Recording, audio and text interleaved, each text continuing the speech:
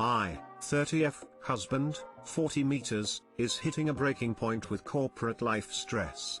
I'm not sure how I can help. My husband works for a large company as a corporate sales manager. I know he's been stressed, but today, I witnessed him nearly break. I didn't realize how extreme it was. He is behind on a deadline, and one email from his boss checking in sent him almost to tears. And mind you, he's not typically one to cry. I am worried about him. I don't know how to help. I'm a great listener and I tried talking through it with him, but he pushed me away. At the end of the day, I'll never understand his stress. My work is more about self-management without major deadlines. It has its own stress, but it's different. He manages so many people, is always having to take phone calls/emails/texts. He has deadlines, presentations, etc. In his moment of breaking, he even mentioned quitting, which I will fully support for the sake of his mental health, but I do think he will stay. For anyone who has been in his position, how do you think a significant other could have helped you? Any suggestions and advice appreciated. Too long didn't read. My husband is hitting a mental breakdown because of stress due to work and I have no clue to how help. Looking for advice.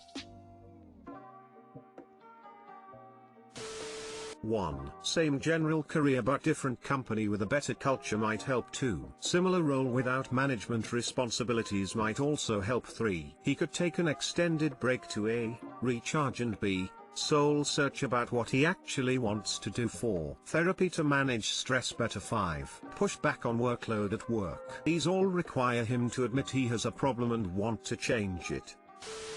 I think he should be looking for another job with less stress. No job is worth what he is going through. It sounds like a bit of a toxic work environment. If one phone call from the boss can send him into a downward spiral. It is easier to find a new job while you are already in one, generally. But if you are financially able to handle him quitting, I don't think there's anything wrong with him quitting something that is causing him distress. He would probably feel good if he knew that you support him through any major change he chooses and want to see him less stressed over anything else.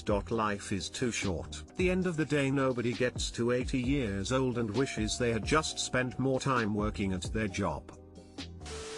There is no such thing as his industry, sales emergency. I was getting very stressed out by a frantic, incompetent, narcissistic boss who thrived on stress, until his assistant told me, correctly, that there is no such thing as a symphony orchestra emergency. Maybe on stage, kinda, barely, but literally nothing that happens in the business office of an orchestra is worth this much stress. He just let his fake panic roll right off her and kept doing things as calmly and well-paced as possible. And nothing bad ever happened. So much if phony corporate consumerist culture is about manufactured panic. Did he let himself cry? Isn't it ridiculous to shake and sweat and tremble daily instead of having one good cry for 4 minutes and get all the chemicals out? Crying is a way to regulate emotion. He needs to regulate. He needs to open the valve or it will burst. There are other ways as well. Meditation, exercise, therapy. These are generally seen as positive ways to process stress. His body will find a way, so it's being proactive and positive or reactive, and drugs, alcohol, rage, suppression, other less useful ways to process emotion. I coped with similar work stress, also a sales manager, by drinking more, so at least that's not a problem. My biggest dilemma was I couldn't think of anything else I could do to make that kind of money, but I allowed our spending to exceed my being able to quit. So in my mind, I didn't have a choice but to keep doing it. It ended up in divorce and rehab. In our situation, I needed to hear my wife say we had other options. I couldn't take the failure of not being able to handle work and also not be able to afford to quit. So I guess it's not the most uplifting response, but just reading your description of a sales manager having a breakdown just about gives me flashbacks of those horrible days.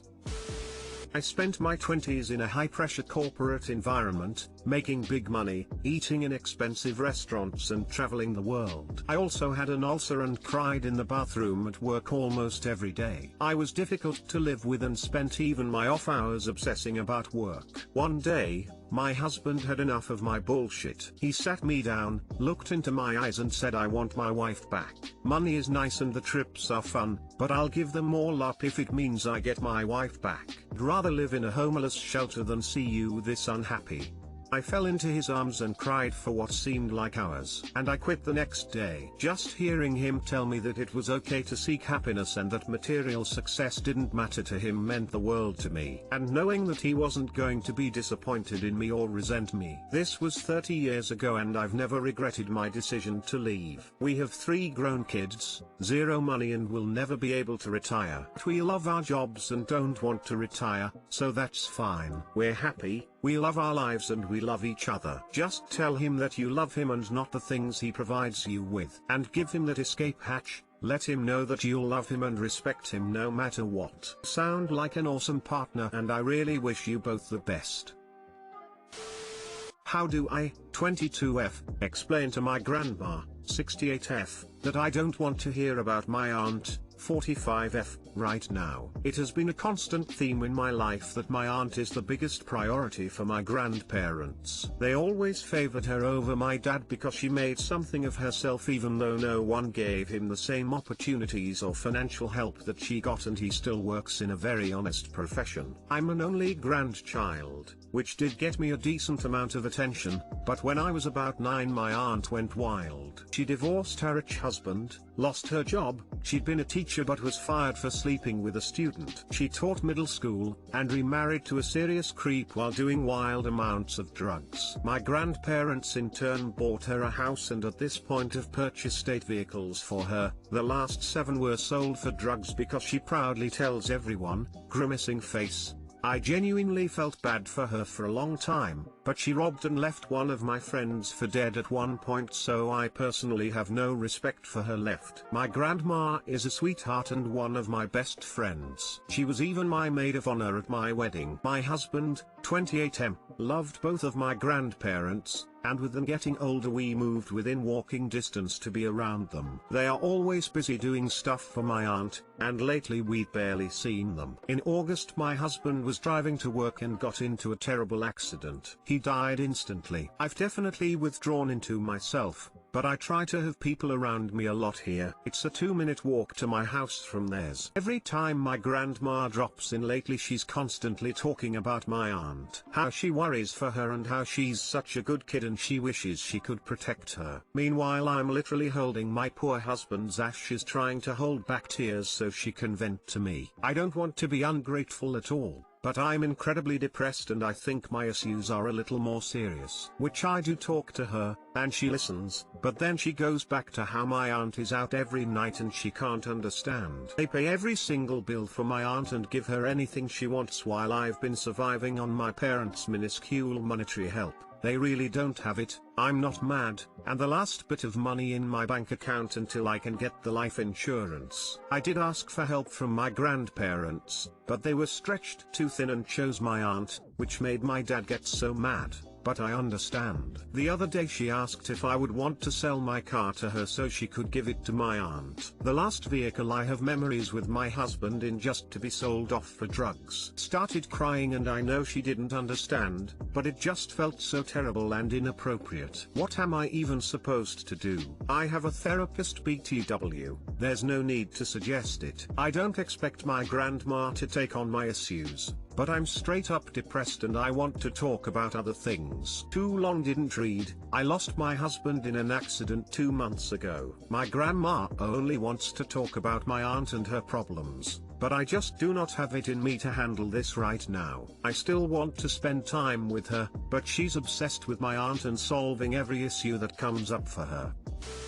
First of all, I am so sorry about your husband. What a horrible thing to happen. Secondly, is your grandma still entirely there? Because this obsession sounds downright bizarre. Who asks a grieving widow of only 2 months to sell them her car? Question mark. You mentioned in another comment that your grandpa seems to be more reasonable, or at least more aware of their behavior. Can you get him to help point out to your grandma how incredibly painful her behavior is to you? Or else your dad, but considering his justified reaction to their declining to help you out financially, that might not be the best option. Another option may be to write them a letter, perhaps with the help of your therapist. Explain how you would still like to spend time with your grandparents, but you just don't have the emotional bandwidth to deal with anything but your very recent loss. You can either send the letter or read it out to her, whatever feels more comfortable. And if she doesn't take it well, I'd seriously reconsidering seeing her, at least in the next few months. Good luck,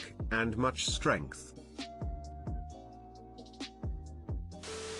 You need some space from your grandparents. Way too wrapped up in their own self-made drama to actually provide the appropriate care and support you need. You can't make them pull their heads out of their assess. You can't make them provide the support you need. You can and should set a boundary that you don't want to talk about your aunt right now. You're dealing with your husband's death and your entire life falling apart. You don't have space for her drama right now. It could be that your grandparents are having some issues with their memory and thus keep circling back to your aunt, but honestly, that's not really your problem right now. Work on expecting less from them. Work on having some physical and emotional space from them. Maybe find some other widows to bond with and support outside of your family.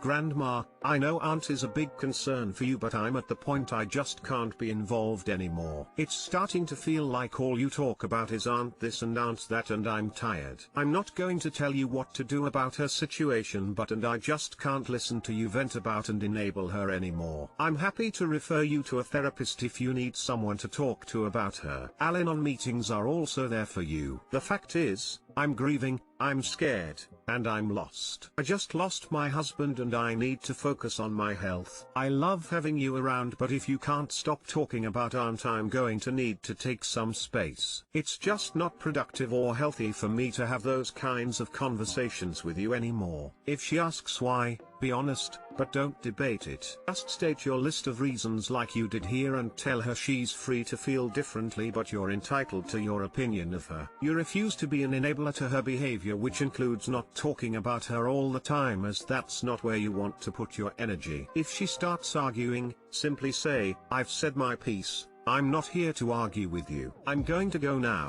Please respect my new boundaries on our future visits. Then immediately leave and give her some space. And when she starts inevitably talking about aunt again, cut her off and remind you of the boundary you've set. Grandma, I hear that's stressful for you, but aunt is just not a conversation topic I'm willing to have with you anymore. Please change the subject. If she gets upset or refuses, leave or ask her to leave. Rinse and repeat until she gets it. Sounds like your grandparents are seriously delusional about their kid. I'm torn between respecting that you care for them and wondering how the hell you put up with these people. They played blatant favorites for your aunt over your dad and now excuse their favorites' wildly inappropriate and hurtful behavior. And your grandma doesn't seem to give a fuck that you are grieving the death of a spouse. I hope you would not ever genuinely consider letting them buy your car or do anything for them at all when they do nothing for you. Also, exclamation mark. I genuinely felt bad for her for a long time, but she robbed and left one of my friends for dead at one point, so I personally have no respect for her left. And was fired for sleeping with a student she taught middle school. That second story is rape of a minor. How can your grandparents possibly support this person? This is insane. It realized I didn't actually make a recommendation, so here it is. Think seriously about whether they are worth having in your life. I, 25F, don't know if I can go through with a marriage of convenience to my baby's father, 27M, even though it will be beneficial for my son. I met Alex during my best friend's engagement party. We ended up having a week-long fling which resulted in my pregnancy. I was going to get an abortion, but my family guilted me into keeping the baby by saying I should let my brother and Sil adopt him, as they've been struggling to have a baby for years without luck, and my Sil just found out she's unlikely to ever be able to carry a baby to term. As awful as it sounds, I wasn't going to tell Alex and I was just going to let them adopt the baby after he was born. However, the further along I've gotten into my pregnancy, the less I want to give my son away. The only person I've confided my doubts about the adoption to was my best friend. I'm 7 months pregnant now, and last month I received a call from Alex demanding to know if I was having his baby. We ended up taking a prenatal paternity test at his insistence, and now he's outright told my family that he will block any adoption attempts. My Sil is devastated and my family are angry at me for telling him. They've all completely cut me off until I can convince Alex to let my Sil/brother adopt the baby. Since finding out the baby is his, Alex has been insisting we get married and quickly. His grandfather is very wealthy, but he's also very old-fashioned and believes only legitimate children have the right to his wealth. His grandfather has offered to create a trust fund for our son if we get married before he's born and stay married for 2 years. Alex is willing to go through with it. He thinks now that we're going to be parents, we should be willing to sacrifice things for our child. I've told him I'd do it, because in the moment I felt selfish for refusing, but I feel like I'm getting cold feet. We're supposed to get married in a week, and every time I think about it, I feel like I'm verging on a panic attack. What do I do? Too long didn't read. My baby's great-grandfather has offered to set up a trust fund for him if I marry his father and stay married to him for 2 years. The father is on board with the idea, but I don't know if I can go through with it.